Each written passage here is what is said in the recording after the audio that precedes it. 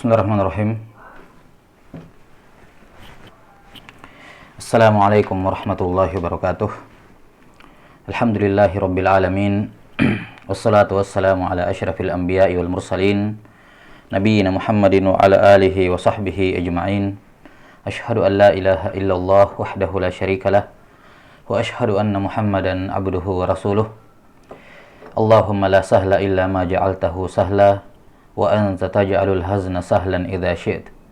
Allahumma faqihna fi dinik wa 'allimna ma yanfa'una warzuqna al-ikhlasa fil qawli wal 'amal wa zidna 'ilman ya arhamar rahimin. 6. Nuwasil fi syarhi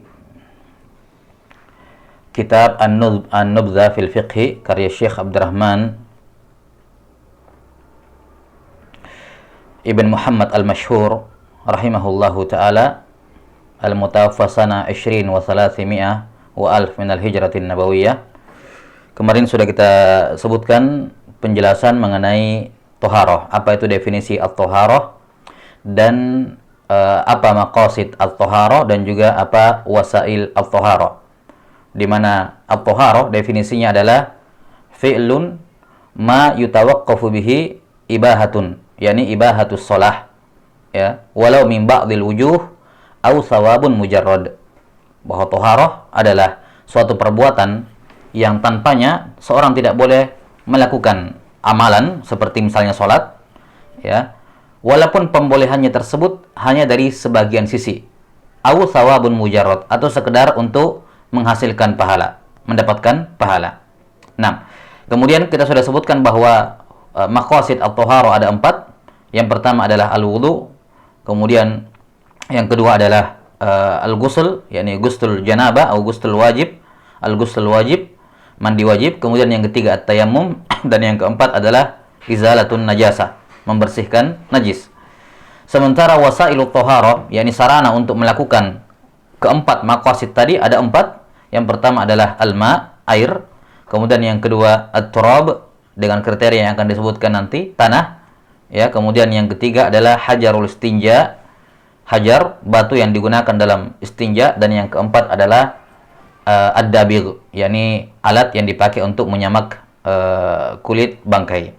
Nah, ini berkenaan dengan at-taharah. Tsumma qala rahimahullahu taala furudul wudu. Nah, kita sudah sebutkan bahwa taharah, maqasid taharah ada 4. Yang pertama adalah al-wudu. Dan didahulukan pembahasan al-wudu, ya, didahulukan pembahasan al-wudu sebelum mandi junub, ya, sebelum tayammum, dikarenakan ini adalah amalan yang sering dilakukan. Yakni wudu setidaknya 5 kali sehari semalam. Mandi junub, tayammum itu jarang. Ya, itu jarang dilakukan. Nah, maka didahulukan pembahasan al-wudu sebelum mandi wajib, tayammum, dan membersihkan najis. Membersihkan najis. Nah, dan sebelum kita masuk menyebutkan pembahasan mengenai al-wudu, ya, apa-apa saja arkanul wudu, kemudian hal-hal yang wajib ataupun yang disyariatkan, disunnahkan dalam wudu. 6. Ada beberapa hal yang harus diketahui oleh seorang yang akan berwudu. Ya. Pembahasan yang pertama yang akan kita bahas sebelum masuk kepada pembahasan wudu adalah syurut sihhatil wudu. Syurut sihhatil wudu. Syarat syahnya wudu. Syarat syahnya al-wudu. Nah, ada beberapa syarat yang harus dipenuhi oleh seorang yang akan berwudu agar wudunya dihukumi syah. Kalau tidak, maka wudunya tidak syah. Kapan tidak terpenuhi semua syaratnya, maka wudunya tidak syah. Syarat yang pertama adalah al-ma at-tahir atau al-ma at-tahur. Afwan, al-ma at-tahur. Air yang suci lagi menyucikan. Air yang suci lagi menyucikan. Yani sebelum berwudu seorang harus, ya, memiliki air, di mana air ini memiliki 2 sifat, yaitu at-tahir wal mutahhir. Dia suci dan bisa menyucikan. At-tahir wal mutahhir. Dianya suci dan juga bisa dipakai untuk bersuci. Ya, simpelnya adalah at-tahur. At-tahur itu maknanya adalah at-tahir al-mutahhir. Suci lagi menyucikan. Ini syarat yang pertama dari syahnya wudu. Harus ada air yang tahur. Kemudian syarat yang kedua, ya, sebagaimana syarat-syarat syahnya ibadah lain, saya sengaja mendahulukan air karena ini akan kita bahas nanti. Ya, wa illa biasanya para ulama mendahulukan syarat seperti misalnya Islam. Nah, tidak syah wudunya orang yang kafir. Ya, misalnya ada seorang yang berwudu dalam keadaan dia kafir. Setelah itu dia masuk Islam. Setelah itu dia masuk Islam dan setelah masuk Islam langsung qomat, dikumandangkan sholat. Maka dia tidak boleh pergi langsung sholat. Dia harus pergi berwudu lagi. Dia harus berwudu. Kenapa? Karena wudu yang dilakukan ketika kafir tadi hukumnya tidak syah. Hukumnya tidak syah. Misalnya ada orang mau masuk Islam. Ada seorang mau masuk Islam. Akan disebutkan nanti bahwa di antara mandi-mandi yang disunnahkan, masalah adalah apa?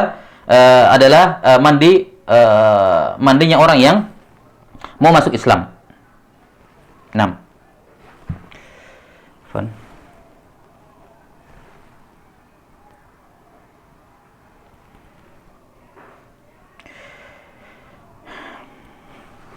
Baik, saya matikan videonya ya, biar koneksinya lancar. Nah, jadi misalnya ada orang yang mau masuk Islam, ya. Kemudian anggaplah misalnya akan disebutkan nanti bahwa sunnah, di antara sunnah mandi-mandi yang hukumnya sunnah adalah mandi mau masuk Islam. Mandi karena mau masuk Islam. Maka mandinya yang dilakukan sebelum masuk Islam ini tidak mencukupi apa? Tidak mencukupi mandinya, ya. Kalau dia junub sebelumnya. Misal dia masalan ketika masih kafir dia junub. Ya, kemudian dia mandi, menurut aturan agamanya dia mandi misalnya. Ya. Maka mandinya ini tidak syah. Mandinya ini tidak syah. Maka ketika dia mau masuk Islam, maka dia wajib untuk Maka dia wajib untuk mandi. Ya, maka dia wajib untuk mandi. 6.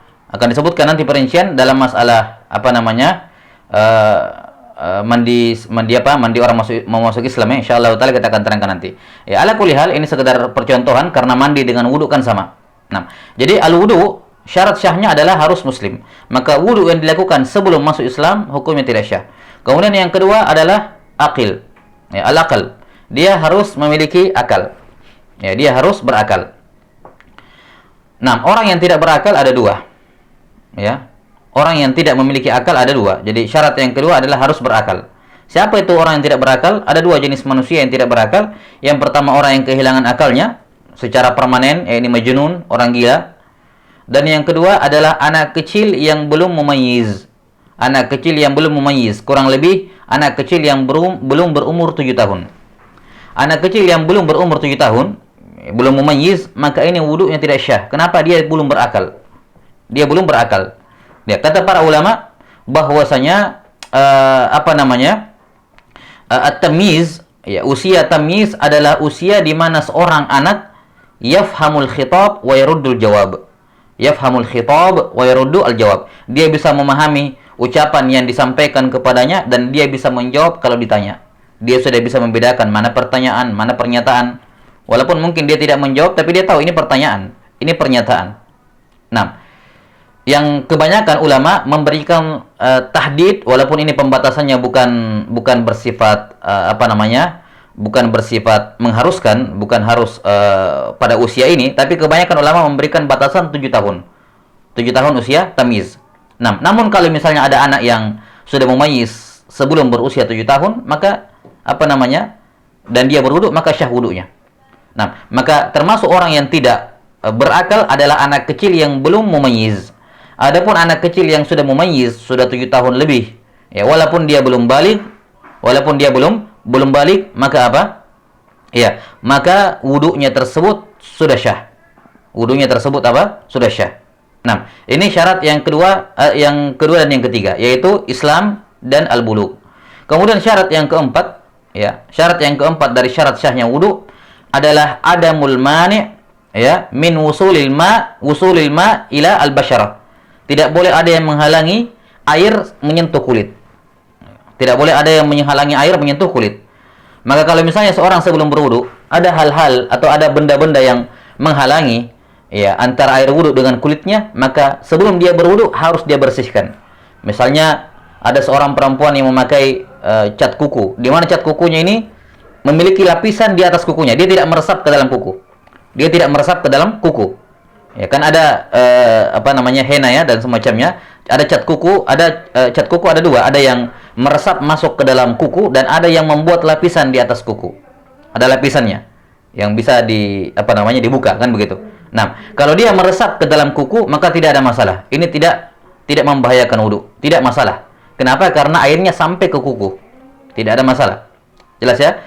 Tapi kalau misalnya cat kukunya itu membentuk lapisan di atas kuku, maka ini harus dihilangkan terlebih dahulu. Harus dihilangkan terlebih dahulu sebelum berwudu. Nah, semisal ada pelajar misalnya kena tip X, kena tip X di tangannya. Tip X tentunya membentuk lapisan atau apapun, kena cat, kena cat, kena lem, kayak lem-lem yang kuat, lem Korea misalnya yang melekat, itu kan jelas menghalangi air wudu. Maka yang seperti ini harus dihilangkan terlebih dahulu baru wudu. Kapan tidak dihilangkan, maka wudunya tidak syah. Kapan tidak dihilangkan, maka wudunya tidak syah. Kenapa? Karena airnya tidak mengenai kuku, tidak mengenai kulit. Dia terhalang, ada halangnya. Kemudian termasuk dalam hal ini adalah kotoran kuku. Ini ketika mencuci tangan, kita akan sebutkan nanti bahwa masuk dalam kewajiban mencuci tangan adalah ujung jari jemari ini. Ujung jari jemari. 6. Bentar. Taib. Jadi termasuk dalam wudu akan disebutkan bahwa ujung jari jemari ini, ujung jari ini semua wajib kena wudu, wajib kena air. Terkadang ada orang yang memiliki kuku yang panjang keluar, kemudian maka kulit yang berada di bawah kuku tersebut, di bawah kuku yang panjang bukan di bawah kuku yang di jari, tapi kulit yang berada di bawah kuku yang panjang tersebut wajib kena air. Karena itulah disunnahkan untuk memotong kuku dan dimakruhkan memanjangkan kuku. Nah, maka disunnahkan memotong kuku dan dihilangkan kotoran kuku karena kapan kukunya panjang kemudian kotoran kuku tersebut menghalangi air untuk masuk di kulit di bawah kukunya, maka ini tidak syah wudunya. Jelas ya? Maka dihilangkan semua yang bisa menghalangi masuknya air. Ke ke kulitnya. Nah, contoh lain misalnya ada seorang yang botak, betul-betul botak. Kemudian dia pakai wig. Jadi semua ini rambutnya rambut palsu. Maka ketika dia berwudu, dia tidak cukup untuk mengusap di atas wig. Mengusap misalnya ambil air mengusap kepala, ini tidak syah. Kenapa? Karena wig ini bukan bagian dari kulitnya. Maka selayaknya ketika dia berwudu, dia harus melepaskan wignya kemudian mengusap di kepalanya. Kalau semua bagiannya tertutup sama rambut palsu, maka harus dihilangkan semua penghalang air untuk sampai ke kulitnya. Nah, ini syarat yang keempat. Jadi saya ulangi, air yang suci dan menyucikan Islam. Kemudian at-tamiz, al-aql, orang yang berakal.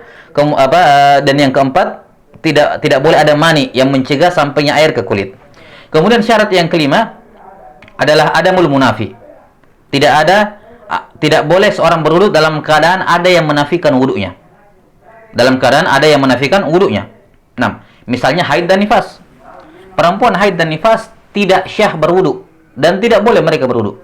Tidak syah mereka berwudu. Jelas sampai sini? Perempuan yang haid dan nifas tidak syah berwudu. Nah, Kenapa? Karena al-wudu ini atau haid dan nifas ini mani. Dia menghalangi toharoh. Dia sedang talabbas bil hadas. Dia sedang berada dalam kondisi hadas, yakni haid dan nifas, maka tidak ada manfaatnya berwudu, tidak syah wudunya. Tidak ada gunanya wudu. Jelas sampai sini? Demikian pula misalnya ada orang wudu sambil kencing. Wudu sambil kencing, maka juga wudunya tidak syah. Misalnya ada orang seperti itu wudu sambil kencing. Nah, maka ini juga wudunya tidak syah. Kenapa? Karena ketika dia berwudu, dia sedang dalam kondisi dalam kondisi tidak boleh bertoharoh. Jelas? Ini 6 syarat-syarat berapa syarat-syarat syahnya al-wudu. Jadi yang pertama adalah air yang suci dan menyucikan. Kemudian yang kedua adalah al-Islam. Kemudian ada al-aql. Kemudian tidak boleh ada yang mencegah air sampai ke kulitnya. Kemudian yang kelima, tidak boleh ada yang bertentangan dengan toharoh. Tidak boleh ada yang bertentangan dengan toharoh. Nah, ini 5 syarat syahnya wudu. Dan sebagian menambahkan syarat yang keenam, sebagian fuqaha menambahkan, fuqaha Syafi'iyah menambahkan syarat yang keenam, yaitu membersihkan najis. Ya. Misalnya bagaimana kalau ada seorang ada najis yang melekat pada tubuh seorang sebelum dia berwudu? Apakah dipersyaratkan dia harus bersihkan dulu itu najis baru dia wudu, ataukah boleh langsung dia berwudu sambil menghilangkan najisnya? Nah, ini ada dua pendapat di kalangan para ulama yang menjadi i'timad dari Imam Nawawi rahimahullahu taala adalah kalau najis tersebut bisa hilang dengan satu kali siraman, maka cukup disiram bersamaan dengan gerakan wudu. Bersamaan dengan gerakan wudu. Ya, bersamaan dengan gerakan wudu. Jelas ya? Nah, dan ini insyaallah taala kita akan jelaskan jelaskan lebih lanjut pada pembahasan syarat-syarat mandi junub. Ya, ala kulli hal yang afdol ya, ketika ada najis yang melekat pada tubuhnya, maka disunnahkan bagi dia, ya walaupun sebagian ulama mengatakan disyaratkan bagi dia untuk apa? Untuk menghilangkan najis terlebih dahulu, dan itu tidak diragukan yang paling utama. Maka misalnya ketika dia habis kencing, kemudian ada yang percik kencingnya di kakinya, maka sebelum dia berwudu dia bersihkan dulu kakinya karena sudah kena kencing. Karena sudah kena kencing, maka dibersihkan dulu baru kemudian memulai wudunya. Jelas ya? Wallahu taala alam bissawab. Nah, ini 6 syarat secara umum atau 5 syarat saja yang disepakati ya. 5 syarat ya dipersyaratkan bagi orang yang mau berwudu. Nah, kemudian satu syarat tambahan ini khusus bagi orang yang kita sebutkan kemarin, orang yang dikatakan oleh para fuqaha daimul hadas. Orang yang hadasnya tidak berhenti-berhenti. Yakni setiap 3 menit kencing, dan kalau sudah keluar kencingnya tidak bisa ditahan, keluar aja. Ya, atau ada orang kentut, ya kentut terus. Ya. Setiap 3 menit atau kurang daripada itu, ya, tidak sempat sholat 2 rakaat ya, atau tidak sempat sholat 4 rakaat kalau itu zuhur, ya, kentut lagi. Ya. Maka yang seperti ini, kata para fuqaha, dipersyaratkan bagi daimul hadas, ya, adalah dukhulul waktu, masuknya waktu. Tidak syah wudunya orang yang daimul hadas kalau dia berwudu sebelum masuk waktu. Ya, misalnya ada orang penyakit tadi, yang kena penyakit salasil baul misalnya, yang kencingnya terus menerus, tidak berhenti. Nah, maka kapan dia boleh berwudu? Apa syarat syah wudu bagi dia?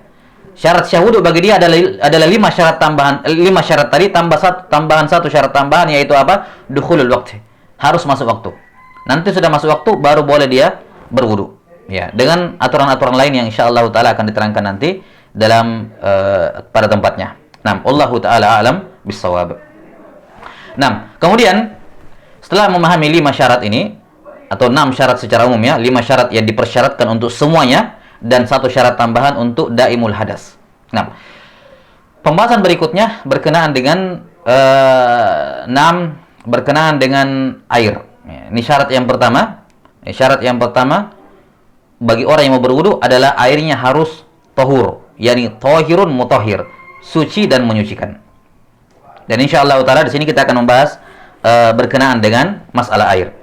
Nah, air ya di kalangan para fuqaha terbagi menjadi 3. Air di kalangan para fuqaha terbagi menjadi 3. Yang pertama ada namanya air yang tahur. Air yang tahur. Apa itu tahur? Apa yang tahur?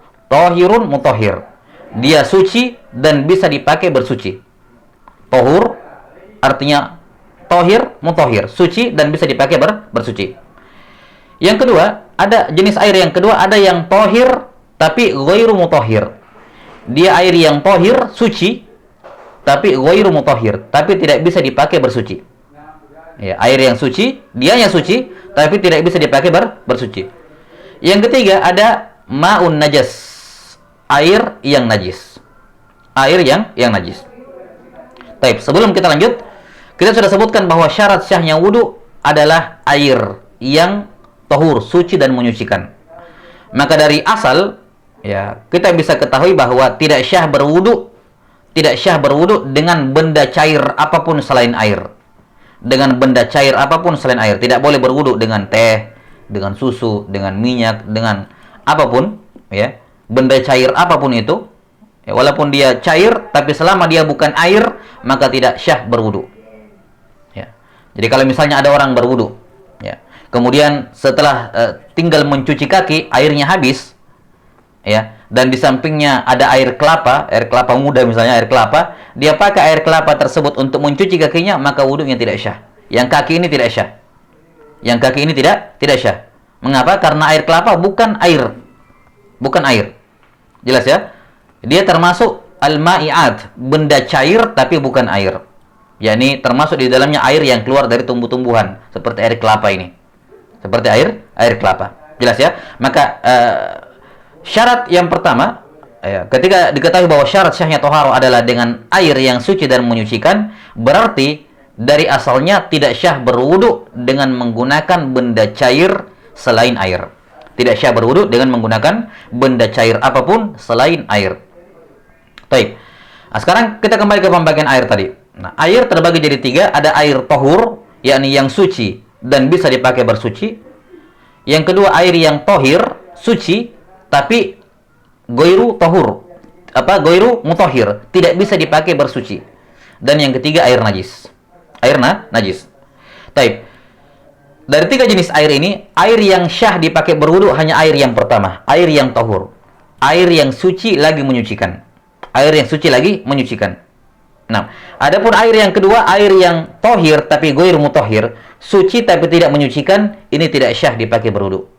Tidak syah dipakai berwudu. Dia suci tapi goir mutohir, tidak bisa dipakai bersuci, tidak bisa menyucikan tubuh, tidak bisa menyucikan pakaian dan seterusnya. Maka ini tidak bisa dipakai tidak syah dipakai berwudu. Dan yang ketiga, ya apalagi ya, terlebih lagi air najis. Air najis lebih tidak boleh lagi dipakai bersuci. Ya, air najis lebih tidak boleh lagi dipakai berwudu, bersuci. Air suci saja, tapi kalau dia tidak mutahhir, tidak syah berwudu, apalagi yang namanya air najis. Baik. Nah, sekarang kita lihat jenis-jenis air yang 3 ini. Yang pertama adalah air air suci. Ya, air suci lagi menyucikan. Nah, air yang dianya suci dan boleh dipakai bersuci. Nah, air ini dikatakan oleh para ulama, air yang boleh dipakai bersuci, ya, dipakai bersuci adalah al-ma'ul mutlak. Air apa? Air mutlak. Apa itu air mutlak? Yakni benda cair yang ketika ditanya, ini apa ini? Kita akan katakan air. Mutlak artinya bukan air yang muqayyad. Misalnya tadi, kalau orang belah kelapa kemudian ditanya, ini apa? Kita bilang air kelapa. Kita bilang air kelapa. Maka air kelapa ini namanya ma' muqayyad. Ya kan begitu ya? Air tapi dia terkait, yaitu apa? Terkait dengan kelapa. Nah, maka yang dimaksud dengan ma'ul mutlak adalah benda cair yang ketika kita ditanya, ini apa? Kita jawab air, titik sampai titik. Air, tidak ada embel-embelnya. Itu namanya ma' mutlak. Air yang disebutkan secara mutlak. Yakni suatu benda cair yang ketika kita mensifatinya, kita akan mengatakan dia itu air tanpa ada embel apa-apa. Ya. Tanpa ada embel apa-apa. Ditanya teh misalnya, apa ini? Dikatakan ini air teh misalnya, ya. Atau apa ini air itu misalnya. Dikaitkan, jelas ya. Maka air yang tohir mutohir jenis yang pertama yaitu al-ma'ul mutlak. Air yang yang dikatakan bahwa dia air secara mutlak. Ya, yang disebutkan oleh para ulama di antara bentuknya adalah semua air yang masih berada di atas asal penciptaannya dari Allah Ta'ala. Semua air yang masih berada di atas asal penciptaannya, maka itu namanya ma'ul mutlak. Mau yang turun dari langit, air hujan, air salju, al-barid bil ma'i was-salji as-salji wal barad, ya kan begitu. As-salji wal barad. Nah, perbedaan antara as-salji dengan al-barad, kalau as-salj itu kata para ulama, labas, lamas tahdir, insyaallah nuwasil. Nanti kita akan sebutkan ya perbedaannya. Saya lupa kebalik mungkin. Ya, antara as-salju dengan al-barad. Ada yang mengatakan bahwa as-salju itu turunnya dalam keadaan air, kemudian pas sampai ke bawah, ke bumi, dia membeku. Sementara al-barid adalah turunnya membeku, kemudian ketika sampai ke bawah itu mencair. Ini perbedaan antara as-salji wal barad yang tersebut dalam hadis-hadis. Baik. Noraji insyaallah, siapa tahu saya tertukar, tapi kedugaan besar saya seperti itu ya, bahwa salju itu turunnya berupa cairan kemudian sampai ke bawah dalam bentuk padat, ya, salju. Sementara al-barad, ya, adalah turunnya dalam bentuk padat kemudian sampai ke bawah berubah menjadi cair. Nah, ala kulli hal ini. Jadi air mutlak adalah air yang turun, ya, yang masih berada pada asal penciptaannya. Yang masih berada pada asal penciptanya. Apakah turun dari langit? Yang turun dari langit itu air hujan. As-salj sama al-barad. Ini air yang turun dari langit. Ataukah keluar dari bumi? Keluar dari bumi. Apa yang keluar dari bumi? Ya, mata air. Mata air, ya, dengan semua apa namanya? Yang keluar darinya, seperti misalnya sumur dari mata air, ataukah misalnya sungai dan semacamnya. Ya. Nah, baik rasanya asin seperti air laut maupun tawar seperti air sungai. Baik warnanya hijau misalnya, ya, ada danau yang airnya hijau karena banyak lumut misalnya. Tapi begitulah asal penciptanya. Warnanya agak kehijau-hijauan, atau warnanya ada yang kemerah-merahan karena, ya, pengaruh tanahnya misalnya, atau yang semacamnya. Ya, maka ini juga masuk dalam kategori air mutlak walaupun warnanya walaupun dia berwarna. Ya, berwarnanya, ya, ini dari asalnya memang seperti itu. Baik suhunya panas maupun suhunya dingin. Misalnya apa namanya, mata air panas atau mata air dingin. Mata air yang ada di gua-gua, ya, yang dingin. Ini semua masuk dalam kategori ma'ul mutlak. Jelas ya? Tapi tentunya harus diperhatikan bahwa semacam salju itu nanti boleh dipakai berwudu kalau dia dicairkan terlebih dahulu. Karena kita berwudu pakai air, bukan pakai benda padat. Maka misalnya kalau kita dapati misalnya es batu, ya, atau salju, atau apa itu di gua-gua, gletser, ya. Ya. Kalau mau dipakai bersuci maka harus dicairkan terlebih dahulu jadi air, baru dipakai untuk berwudu. Baik. Ini namanya al-ma'ul mutlak. Namanya apa? Al-ma' al-mutlak. Air yang masih berada di atas asal penciptaannya. Ya, demikianlah Allah Ta'ala menciptakannya. Nah, maka ini air yang tohir al-mutahhir, suci lagi menyucikan, bisa dipakai bersuci. Kemudian yang kedua, ya, masuk dalam kategori air yang suci lagi menyucikan adalah air yang kemasukan benda suci, tapi tidak merubah sifat-sifatnya. Air kemasukan benda suci, ya, ada air kemasukan benda suci, namun masuknya benda suci ini, ya, kemudian dia berbaur. Nah, atau sebelumnya kita katakan begini, benda yang masuk ke dalam air, ya, benda yang masuk, misalnya ada air nih, air mutlak, air suci lagi menyucikan, kemudian masuk benda suci, jelas sampai sini? Masuk benda suci. Nah, benda yang masuk ini ada dua. Ya, ada dua bentuk. Yang pertama, dia al-mukhtalid. Dia masuk ke dalam air dan langsung bercampur dengan air, tidak bisa lagi dipisahkan. Jelas sampai sini? Ya. Kemudian yang kedua, ada benda suci yang masuk ke dalam air tapi masih bisa dipisahkan. Dia tidak mukhtalid. Namanya mujawir. Ya, namanya apa? Al-mujawir. Contoh. Ada air di baskom, kita masukkan tanah. Ya, tanah ini langsung menyebar. Ya. Namanya apa? Namanya mukhtalid. Atau ada air, kita masukkan misalnya air 1 gelas, kita masukkan, celupkan teh 1 kali, langsung menjadi merah semuanya. Atau kita tumpahkan susu sedikit, langsung jadi putih semuanya. Ini namanya mukhtalid. Dia bercampur. Ya, namanya apa? Bercampur, mukhtalid. Nah, yang kedua ada namanya al-mujawir. Contoh, air kita masukkan batu kerikil kecil, batu. Nah, ini batu ini dia masuk ke dalam air, tapi dia sifatnya mujawir, tidak mukhtalid, tidak bercampur dengan air. Atau misalnya garam yang padat, garam yang yang ketika dimasukkan ke air dia tidak melebur bersama air. Ya. Nah, atau yang lain, benda misalnya jatuh kayu, ya, jatuh kayu, kemudian jatuh daun ke dalam air, ya, kemudian merubah air tersebut. Nah, ini namanya mujawir. Jadi benda yang masuk ke dalam air yang suci ada dua, ada yang mukhtalid, ada yang langsung berbaur, terurai bersama dengan air, dan yang kedua yang mujawir, yang dia ketika masuk ke air tetap seperti itu dan tidak terurai bersama air. Dan ini hukumnya berbeda. Hukumnya berbeda. Ya, simpelnya kalau ada yang bertanya, bagaimana caranya kita membedakan benda yang masuk ke air itu sifatnya mukhtalif atau mujawir? Jawabannya gampang, kita saring ulang airnya. Kalau airnya ketika kita saring, ya, masih bisa kembali, yakni tetap bisa dipisahkan antara benda itu sama air, maka itu berarti mujawir. Kenapa masih bisa dipisahkan?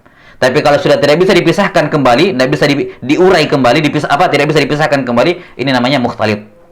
Seperti teh. Teh kalau sudah masuk ke dalam air, itu mau ditapis berapa kali juga, tidak akan bening lagi airnya. Sudah tercampur, tidak bisa kembali. Beda dengan batu. Batu kita akan masukkan ke air, batunya kita masih bisa ambil. Ini namanya mujawir. Kenapa? Karena kita masih bisa kembalikan. Kita masih bisa ambil, kita masih bisa pisahkan antara dua zat ini. Air sama benda suci. Itu namanya mujawir. Baik. Kita kembali. Air yang suci dan menyucikan, ya. Air yang suci dan menyucikan, kita sebutkan tadi yang pertama air mutlak, yaitu air yang masih berada di atas asal penciptaannya. Kemudian air jenis yang kedua yang boleh dipakai bersuci adalah air, ya, yang kemasukan benda suci di mana sifatnya dia mujawir. Sifatnya dia mujawir. Jadi kalau ada air kemasukan benda suci di mana masuknya dia sifatnya mujawir, yakni tidak terurai bersama air, maka air tersebut tetap suci dan menyucikan. Walaupun berubah. Walaupun airnya berubah sifat-sifatnya, tidak ada masalah. Saya kasih contoh. Air bening, kita masukkan batu. Ya, batu bagaimanapun juga ya bakal membuat air tersebut ya berkurang, agak keruh. Agak apa? Misalnya agak berkurang. Ya, beningnya. Ya, maka yang seperti ini tetap syah dipakai berwudu. Tetap syah dipakai berwudu. Jelas sampai sini ya? Nah, kenapa? Karena ini mujawir. Contoh lain, air. Kemudian ada pohon yang tumbang. Pohon yang tumbang jatuh ke air tersebut. Kemudian air di sekitarnya berubah warnanya karena daun kah, karena kayu dan semacamnya. Maka ini namanya juga airnya berubah, tapi berubahnya gara-gara apa? Tahir yang mujawir, benda suci tapi mujawarah dengannya. Tidak terurai bersama dengan air. Maka yang seperti ini walaupun rasa airnya berubah, bau airnya berubah, dan warna airnya berubah, maka tetap syah dipakai bersuci. Ya, kenapa? Karena benda yang masuk ini mujawir. Taib, ini air yang kedua. Yang syah dipakai berwudu, yaitu air yang suci. Ya, afwan. Ada air yang kemasukan benda suci, tapi masuknya dengan cara mujawarah. Kemudian yang ketiga adalah air, ya, air yang kemasukan benda suci dan dia mukhtalid. Dan dia apa? Mukhtalid. Mukhtalid tadi apa? Terurai, enggak bisa lagi dipisahkan. Dia mukhtalid. Namun benda ini yashukku saunul ma minhu. Sulit untuk menjaga air dari itu. Sulit untuk menjaga air dari situ, dari benda itu. Ya. Yani kalau kita mau jaga jangan sampai air itu tidak berubah karena bersentuhan dengan benda ini hal yang sulit. Contoh misalnya sungai bercampur dengan tanah, di mana tanah ini ya tempat mengalirnya sungai. Gimana caranya kita mau menjaga air yang mengalir di sungai supaya tidak bercampur dengan tanah? Itu kan hampir mustahil. Ya kan? Hampir mustahil. Maka misalnya ada orang berwudu di sungai dan dia masuk ke dalam sungai tersebut. Dia menginjak tanahnya sungai, kemudian naik tanah di bawah sungai itu pasirnya atau apalah, kemudian airnya menjadi keruh. Maka air yang seperti ini tetap syah dipakai berwudu. Tetap syah dipakai berwudu, tetap tahir dan mutahhir. Mengapa? Karena air ini betul dia kemasukan benda suci atau bercampur dengan benda suci. Yaitu apa? Tanah yang menjadi dasar dari air itu. Ya, dasar dari sungai maksudnya. Tanah, benda suci. Dan dia bercampurnya mujawir. Tapi mujawirnya ini, bukan mujawir, bercampurnya mukhtalid. Ya kan? Langsung berbaur dengan air, tidak bisa dipisahkan. Tapi yashukku saunul ma minhu. Sulit untuk menjaga air agar tidak kena tanah. Kenapa? Orang sungai tempat mengalirnya di tanah, gimana caranya mau dipisahkan? Jelas sampai sini ya? Nah, ini masuk dalam jenis yang ketiga, air yang boleh dipakai bersuci, yaitu air yang kemasukan benda suci, di mana benda sucinya ini mukhtalid, tapi susah untuk dijaga air darinya. Susah untuk dijaga air darinya. Kemudian jenis yang terakhir, jenis air yang keempat yang syah dipakai bersuci adalah air, ya, air yang kemasukan benda suci, air yang kemasukan benda suci, kemudian airnya tersebut, benda sucinya tersebut mukhtalid, benda sucinya tersebut apa? Mukhtalid, bercampur, dan la yashukku saunul ma minhu, tidak susah untuk menjaga air dari benda semacam itu, tidak susah, ya, tidak susah untuk menjaga air darinya, namun tidak berubah sifat-sifatnya, tidak berubah sifat-sifatnya. Nah, contoh, jadi saya ulangi, air jenis yang keempat yang boleh dipakai berwudu adalah air suci, ya, yang kemasukan benda suci, ya. Benda suci ini apa namanya? Mukhtalid, ya, mukhtalid, berbaur, terurai. Kemudian tidak apa namanya? Tidak sulit untuk menjaga air darinya. Karena kalau sulit berarti dia masuk ke jenis yang ketiga. Ya, tidak sulit untuk menjaga air darinya, namun airnya tidak mengalami perubahan. Tidak mengalami perubahan pada sifat-sifatnya, baunya, rasanya atau warnanya. Contoh, timba, air ditimba. Kemudian atau di ember misalnya. Ya, kemudian seorang berwudu ataupun ada seorang mandi. Ada seorang mandi junub misalnya. Kemudian tidak sengaja atau sengaja maupun tidak sengaja, ya, ada apa namanya? Busa sabun yang masuk ke dalam airnya. Busa sabun yang masuk ke airnya. Ya, atau tetesan sedikit kecil sabun atau sampo masuk ke airnya. Masuk ke airnya. Baik, maka di sini ada air suci, kemasukan busa sabun atau sampo dan semacamnya. Ini kan benda suci, ketika masuk ke air dia mukhtalid. Dia langsung berbaur, kan begitu, campur dengan air. Nah, sampo ini bukan perkara yang sulit dijaga air darinya, tidak seperti tanah di sungai tadi. Ya, karena memang di situ tempatnya. Sampo kan jarang, ya. Bagaimana mudah lah untuk menghilangkan menghalangi air agar tidak kena sampo. Mudah. Bukan perkara yang sulit. Ya. Namun ketika sampo ataupun sabun tersebut masuk ke air, ya, dia tidak merubah sifat-sifat air tersebut. Tidak baunya, tidak rasanya, tidak warnanya. Masuk, tapi ada sedikit, setelah itu terurai, hilang. Kita cium airnya, masih bau air. Kita rasa-rasa, masih rasa air. Kita lihat warnanya, masih warna air bening, maka ini juga airnya tetap syah, suci dan menyucikan. Syah dipakai bersuci. Baik. Jadi ini kesimpulan. Saya ulangi, sebagai kesimpulan, air yang syah dipakai bersuci itu ada 4. 6. Air yang syah dipakai bersuci itu ada 4. Air yang pertama adalah air mutlak. Air yang pertama adalah air mutlak, yaitu air, ya, atau afwan, saya ulangi, air yang pertama adalah air yang masih berada di atas asal penciptaannya. Ya. Air yang masih berada di atas asal penciptaannya. Nah, memang demikian Allah Ta'ala menciptakan dari asalnya dan tidak mengalami perubahan. Kemudian jenis air yang kedua, ya, jenis air yang kedua adalah air yang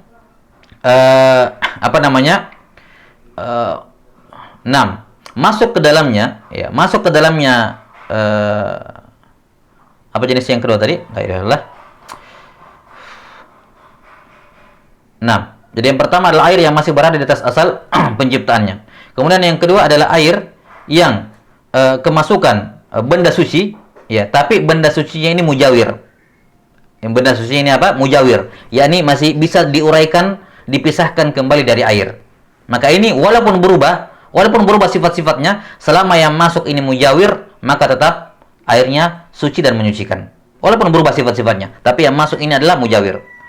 Kemudian yang ketiga adalah air yang suci, yang kemasukan benda suci,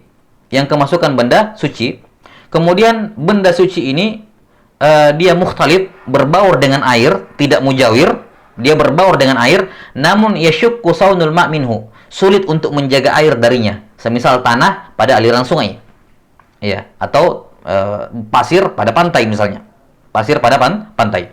Ini yang ketiga. Kemudian yang keempat adalah air yang kemasukan benda suci dan dia mukhtalid dan tidak sulit menjaga air darinya, tidak sulit menjaga air dari benda suci tersebut agar tidak masuk, ya, tidak sulit. Dan ketika dia masuk ke air tersebut tidak mengalami perubahan sifat, baik baunya, rasanya maupun warnanya. baunya, rasanya maupun warnanya. Nah, ini 4 jenis air yang syah dipakai bersuci. Nah, 4 jenis air yang syah dipakai bersuci. Baik.